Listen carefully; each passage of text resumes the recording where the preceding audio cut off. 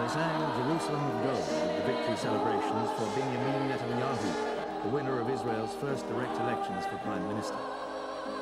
The Israeli classic expresses the Jewish attachment to the ancient city and served to starkly underlie the attitude of the leader-elect. Mr Netanyahu has always refused to discuss any compromise on Jerusalem as the capital of the Jewish state. This has been one of the key elements in the final status peace talks, which had been due to conclude in 1999. However, Mr Netanyahu was quick to reassure the world that he would continue with the peace process.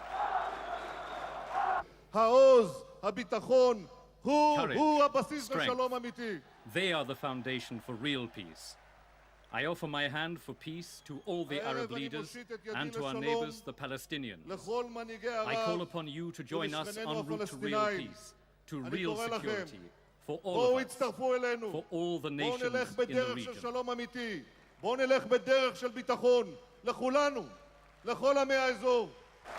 But the Israelis, the Arabs and the international community are all waiting to find out exactly what Mr Netanyahu means by his much-quoted words, real peace and real security. It was called Israel's historic election.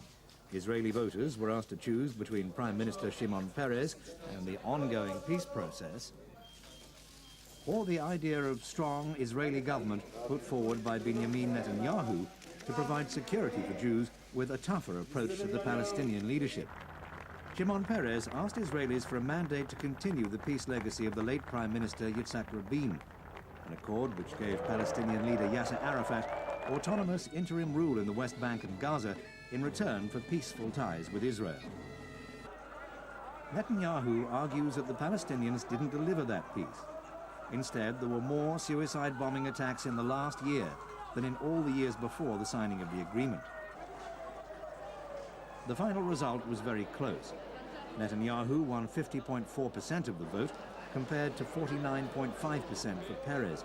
It was a margin of less than 1%. Peres accepted defeat, but said he would continue to fight for peace. Well, we shall support the peace process wherever we shall be, and we shall oppose any attempt to stop it. Because in our judgment, it wasn't a choice between parties, but a choice between two different ways. We shall remain loyal to our way. Few countries boast an electorate as passionately political and committed to its views as Israel's. Most voters knew long before the campaign where they stood on the peace process, whether with Peres' Labour Party or Netanyahu's Likud party. The election turned on the 6 to 7% of floating voters who are more swayed by emotion than ideology. Most observers feel that Netanyahu won because he better captured the cautious mood after the suicide bomber attacks earlier this year when 59 Israelis were killed.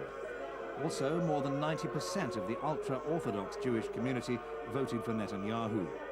He'd persuaded the rabbis that Likud believed in Eretz Israel, the greater Israel, which includes the biblical land of the Jews. Whilst Netanyahu's supporters were celebrating, others were praying at the grave of the assassinated former Prime Minister Yitzhak Rabin. They recited Kaddish, the prayer of mourning for the dead. Many Israelis were also mourning what they fear could mark the death of Rabin's peace initiative.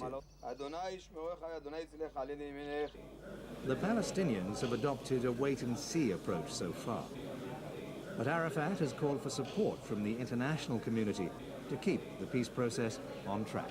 The ball is entirely in Mr. Netanyahu's court, and it is really up to him to show us, his people and the world, that he really cares about this peace and he is going to implement it as we go along. There are many problems that remain unsolved, and there are tests for Mr. Netanyahu. Quick withdrawal from Hebron, continued redeployment on the West Bank, the safe passage, release of the prisoners, ending of the closure. All of these are matters that must be delivered. An early decision that Netanyahu will have to make will be the future of the West Bank city of Hebron, with a population of more than 100,000 Palestinians and also a few hundred Jewish settlers. Under the Autonomy Accord, Israel was committed to withdrawing from Hebron by March, later delayed to mid-June after the suicide bombings. Netanyahu, who championed the settler cause in his election campaign, hasn't made any final decision on Hebron yet. So far, we're very, very happy that the government of Peres, the government of Meretz, the government of the left will not be in power. And we hope that the way things are going, it will continue to go in that way, and we'll be fortunate to have a government that has our interest in mind and is concerned with the welfare of the Jewish settlements and the Jewish people that are living in the settlements. Throughout his campaign, Netanyahu was uncompromising in his rejection of the idea of a Palestinian state with Jerusalem as its capital, and since his victory, he's reiterated this stance. He also rejects sharing sovereignty here, and has pledged to close down Orient House, the Palestine Liberation Organization headquarters in East Jerusalem, even though the former Labour government gave a written assurance that the office could continue functioning. Many Likud politicians now expect Netanyahu to expand the Jewish suburbs of the city and create a firm Jewish base. Well, I'm very, very, very happy for Jerusalem. This certainly will make a great difference on the future of Jerusalem. We are going to have a lot more funds for the city now, to build the city, to expand the city, to develop all kinds of projects for Jerusalem. That's quite certain. I think there will be more security in Jerusalem, and I think the status of Jerusalem will be out of any question. Jerusalem will remain forever a one united, indivisible capital of the State of Israel. Another sticking point will be the future of the Golan Heights. Syria wants all of Golan back in exchange for a peace treaty. Netanyahu said in his campaign that the Heights were part of Israel and that Israel would maintain sovereignty. After the election results, Netanyahu went to pray at Jerusalem's Wailing Wall. He has 45 days from his election to put together a cabinet for approval by Parliament.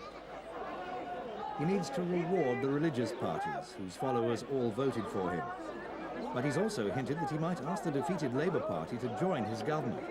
This might ease Arab and international concerns over the future of the Middle East peace process. Whatever he decides, Netanyahu has a long, hard task ahead.